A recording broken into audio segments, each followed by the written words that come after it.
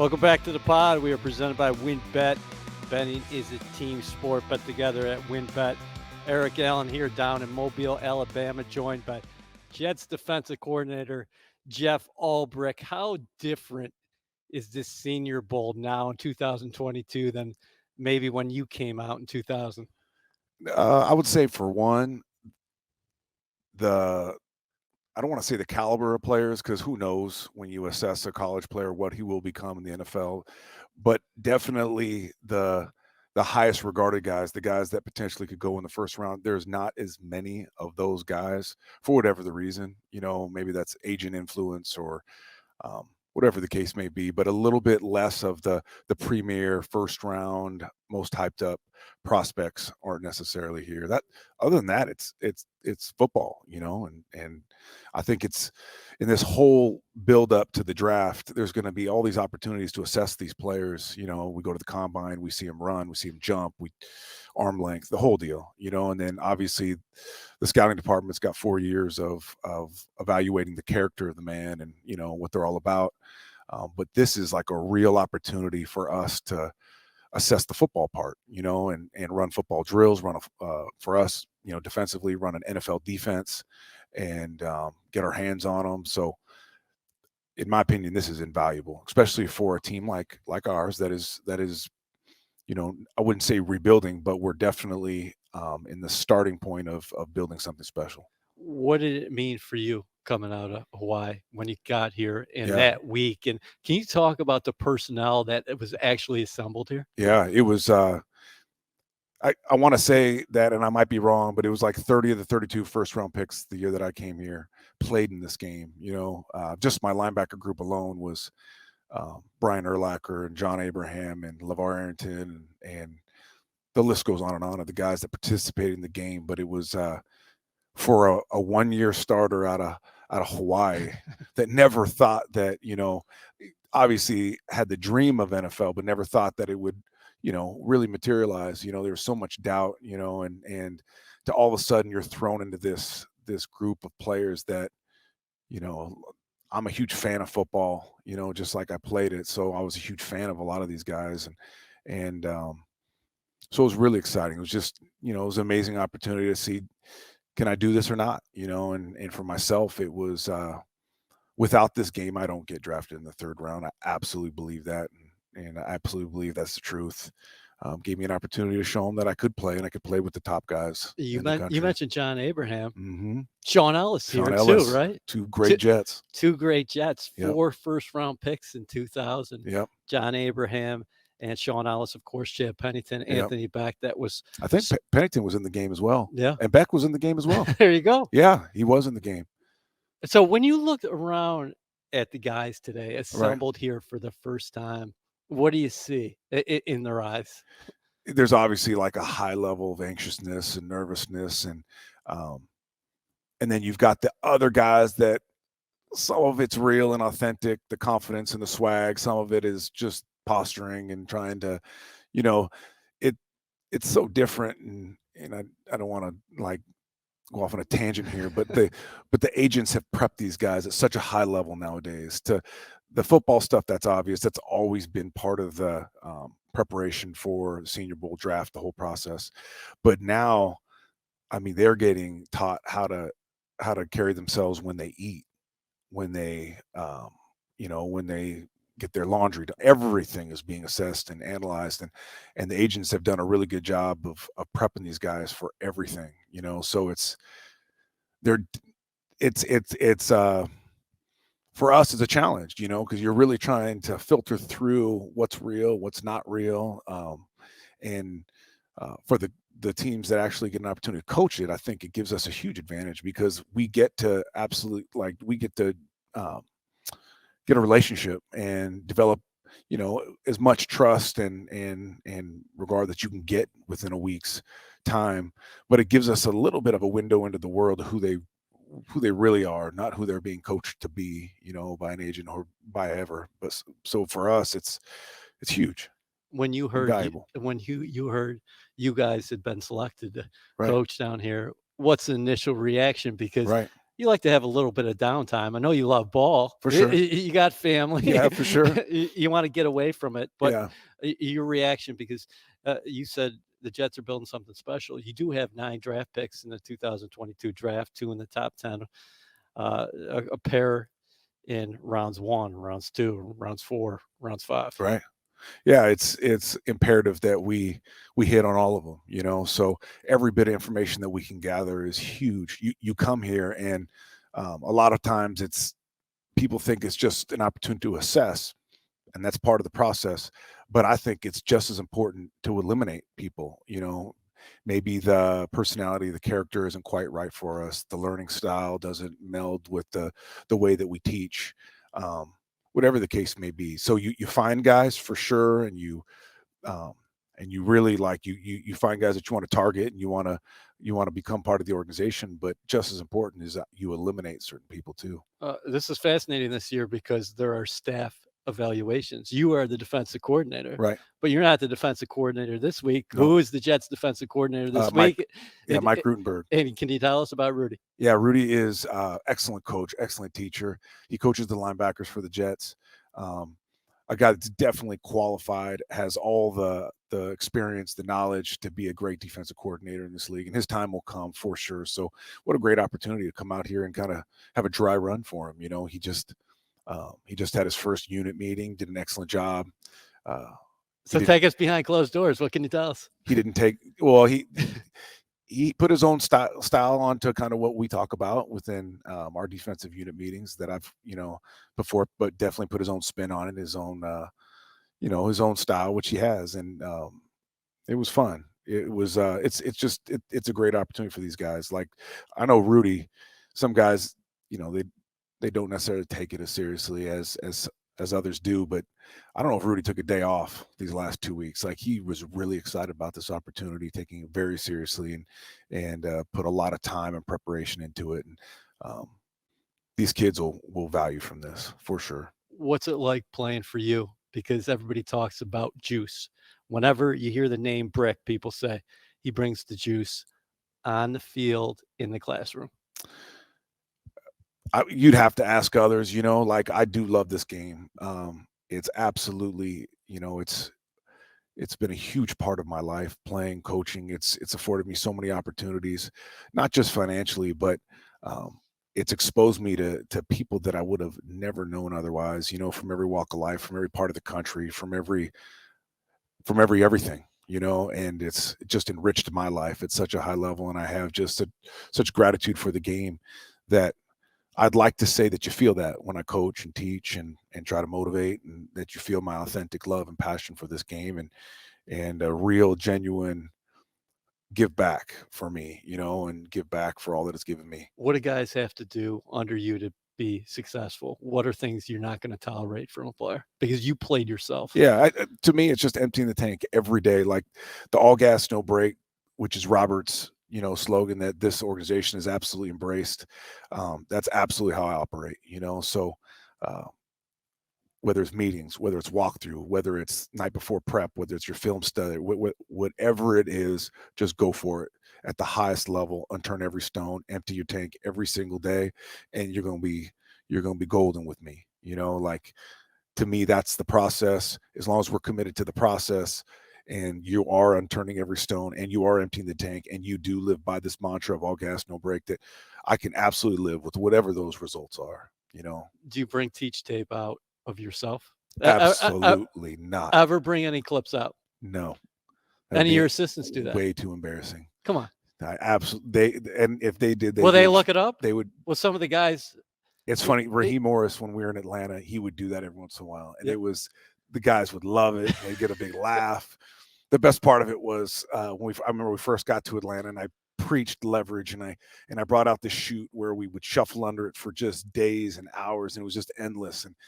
And I just this mantra of stay low, play low, over and over and over again. And then he finds this clip of me standing straight up, and just I made the play, but he definitely got a laugh at it.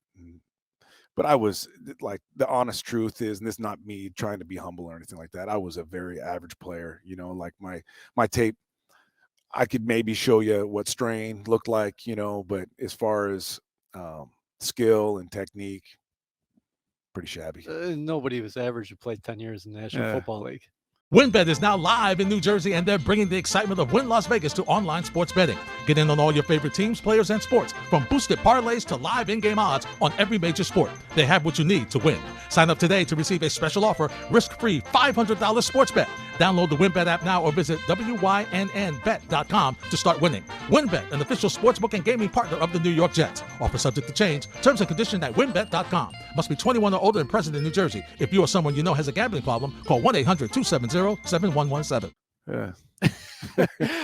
Can you talk about your career trajectory, how you came in as a starter, and then Yeah. at the end of your career, you actually went into that mentorship role and became a reserve linebacker? Yeah, Actually? it was it's the opposite of most. Most come in as a reserve and they earn their stripes on special teams and ultimately they become a starter.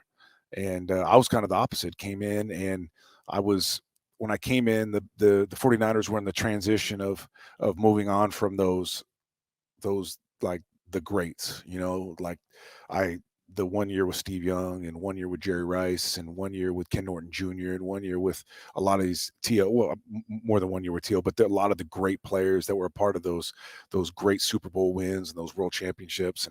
And then my second year, they really started over for all intents and purposes. And so I had a great opportunity to start early and often in my career and actually didn't really get involved with special teams till my 8th year, my 8th, my 9th, and my 10th, which it's kind of, it's Some dudes wouldn't do that. it's backwards. Yeah, I was fortunately had enough self-awareness that when you draft a guy like Patrick Willis, that he's better than you, and I knew that the writing was on the wall, and it was either I really embrace a special team role and embrace any way I can help this team, or I would get cut. And that, that was self-awareness, but it was also the honest truth.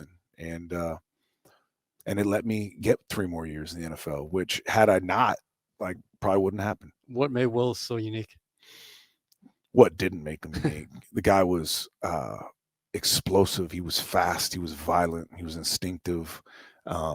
He had a thirst and a hunger to learn the game at the highest level too, and that's where you came in, right? Yeah. And I'd like to say that we built a good relationship from that standpoint. And whatever I had, I gave him, and although I'd like, the truth is he probably didn't need much, but yeah, we definitely built a relationship that way, and it gave me my first kind of itch to do the coaching thing, and see it kind of materialize.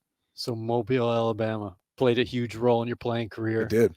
A huge role in your coaching career. It did. So take me through down here when you have a conversation with Pete Carroll and John Schneider. Right. What happened and how did that change the course of Jeff Ulbrich's career? Yeah, we you play, and I'd like to say that as I played, I was a student of the game, so I would get those comments as coaches do and say, "Man, you make a great coach," or when you decide to coach, give me a call. And what I found was, and this is not saying anything about anybody, but made those calls, and what I found out right away was, in coaching, if there's not a position, there's not a position. I wanted to be a linebacker coach initially. That was the dream. And there's 32 of them in the world, and they're hard to come by, so, for whatever the reason, when I retired, there wasn't something open from that standpoint. So, I gave a lot of coaches calls, and I got the same advice from a lot of different coaches. Said, "Hey, just go down to the Senior Bowl and kind of put a face to a name." I was fresh from playing, and I got a semi-unique last name, so I'd like to say people kind of remembered me a little bit, and I'd played quite a while, so just shot myself around and got to know as many people as I could, coaches, personnel guys, executives, the whole thing, and happened to be in the I hate to say this because I know we have a contract with DV Sport. I don't know if it was DV Sport Exos, but whatever it was, they have their little expo set up, and a lot of the coaches that weren't coaching the game were down there and they're watching practice, and I happened to be at the same spot, and all of a sudden Pete Carroll and John Schneider are next to me, and I have no connection to them prior to this. And we get into a little bit of a conversation, get to know them, spend some time with them. which led to them getting my contact number. And then I come home from Mobile, and not quite certain.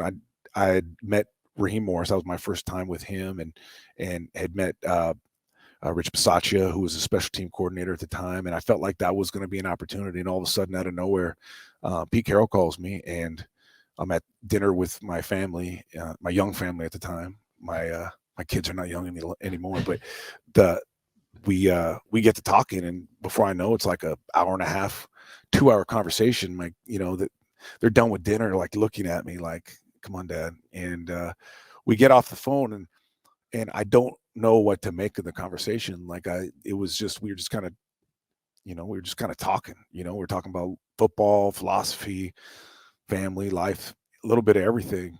As people that know Pete know that he is that way. And he's like, "Yeah, just look out for an email. I'll send you an email from Macapuro next couple of days, who is like our SCAR, Right. the guy who runs our building." And I'm like, "Okay." Then I get the email a couple of days later, so I'm thinking maybe it's a follow-up interview, it's something. And I look at it and I see a flight, and I'm like, "Cool, all right." And then I see a rental car, cool. And then I look at the hotel, and I'm like, And then I look below it, and it's like a 90-day stay. So I'm like, It's right there, job offer via email. yeah, I guess I got the job, so that was it. From afar, it seems like you and Pete would be long lost brothers. Yeah. Because you have that connectivity in terms of you love teaching, you all energy all the time, both of you guys, the passion for the game. It seems like that was a natural fit. Yeah, I was just, from the outside looking in, I was so intrigued by his approach and the way he did things, and just had such admiration for it. And obviously he'd had tremendous success at USC, and this was, he was just transitioning. So this would have been his first year in Seattle. So I joined him for the first year that he was there, and everything I thought he was and more. Like, it wasn't just random juice and energy and passion. It was such focused energy, focused passion. It was so calculated in the best of ways, and so deliberate in all that he did, and really helped me. And just like, here's this guy that he has no connection to prior to us meeting, and all of a sudden he would give me opportunities to speak to the team, and night before games, speak to the team, all sorts of just really cool ops. And it would be like he would follow me up afterwards, and give me feedback. That was good, maybe work on this. And it was just, for a young coach, it was just the perfect situation. One of the most interesting things I think about your background is not only excelled at football, you were a wrestler. What weight? 191s was my senior year weight, but I didn't make it very often. I probably lived at about 205. So you were in the sweatsuit on the bike all the time? Oh my goodness. I was, you're 18 years old. Like, you have no body fat, you have nothing. And I was probably 205 pounds with no body fat. So to get to 189s, which ultimately became 191 at the end of the year, but it was hard for me. So I would wrestle heavyweight every time I didn't make it. How much did that help you playing ball? It helped, like the biggest thing is the mental strength that it builds. There's the mental strength, obviously, from the training, which is excruciating, and it's one of the hardest things that I had ever done. The running and the sparring and all that you do to prepare to wrestle is just, it's brutal. It's harder from a conditioning standpoint than anything I'd ever done in football. So from that standpoint, built great mental strength. But it's also the emotional strength of stepping out there, and there's no one to rely on. It's just you and you, and excelling in those moments when it's just you and you, which is, that's imperative in this game, because there's so many moments where, yeah, it's a team game, and you absolutely have to rely on your teammates, and you got to be a great teammate from that standpoint. But there's a lot of stuff that you have to do individually to be successful. You're such a team-oriented guy. How much did you enjoy last year calling plays? Not your first time calling plays in the National Football League. We know your experience in Atlanta, taking over interim DC duties, but last year was the first time wire to wire. You're the guy. Yeah, it was awesome. Were the results awesome? Not always, obviously. But I felt like uh, I grew. I felt like our defense grew. I was really proud, especially absorbing some of the injuries that we had. I was really proud of that last 4-game stretch where I felt like you started to see the fellas start to turn the corner from the standpoint of really learning the system and learning all the little the finer details that really make the difference between it working and not working. Like I've said many times before, like we're not the type of defense, and this is not me saying our defense is better than anyone else's, because there's a lot of ways to do this thing, and there's a lot of different ways that have been successful. But what we believe in is that it's not the play call, it's not me, it's the players, and it's being great at your fundamentals and the principles, and being a really technique based defense as opposed to a lot of trickery and deception. And like, we're not about that, um, the great thing is when you get it, you become really hard to deal with, because they have no answer, because they're not going to deceive you either, and our predictability makes offenses predictable as well, because we get attacked the same way from week to week, so from that standpoint, it's really good, but it's also hard because it takes time. Like, I could have drawn up 4 or 5 defenses, band-aids in the back half of this season, and we probably would have been ranked 25th overall, rather than 31st or 2nd, whatever. But that's not going to help in the long run. That's absolutely right, because I would have diluted the teaching of the front. I would have diluted our coverage stuff. I would have, all these principles and fundamentals and techniques that we're trying to master, all would have been diluted with all these peripheral calls that at the end of the day aren't going to help us. So I really felt that last 4-game stretch, just the level of confidence, the turns, the time on task that we'd had, you started to feel a little bit, so. WynnBET is now live in New Jersey, and they're bringing the excitement of Wynn Las Vegas to online sports betting. Get in on all your favorite teams, players, and sports, from boosted parlays to live in-game odds on every major sport. They have what you need to win. Sign up today to receive a special offer, risk-free $1,000 sports bet. Download the WynnBET app now or visit wynnbet.com to start winning. WynnBET, an official sportsbook and gaming partner of the New York Jets. Offer subject to change. Terms and conditions at wynnbet.com. Must be 21 or older and present in New Jersey. If you or someone you know has a gambling problem, call 1-800-270-7117. Can you speak to that last game in Buffalo? You guys closed the regular season, and obviously, again, the final results not there in terms of winning, but I believe there's a stretch there, 7 out of 8 possessions, forcing punts, and keeping your team in a 1-possession game against one of the elite teams in the NFL, one of the most explosive offenses. What did it say about your group? Yeah, that they're starting to get it. They're starting to learn it, starting to apply it, and what's really cool is they started to, like, with them starting to understand at a higher level, obviously they started to have a little bit more success, and you started to finally feel the confidence in what we were doing, and how we were doing it. So it was just a glimpse. It was just a glimmer of what we can become when we get better at this, and we add a few pieces, obviously, through the free agency and the draft, and just stack another year of doing what we do. And we'll add little caveats and some wrinkles and some nuances here and there, but at the end of the day, we're going to do what we do. You got to go to a team meeting here in a minute, but let's go rapid fire on a couple things. Okay.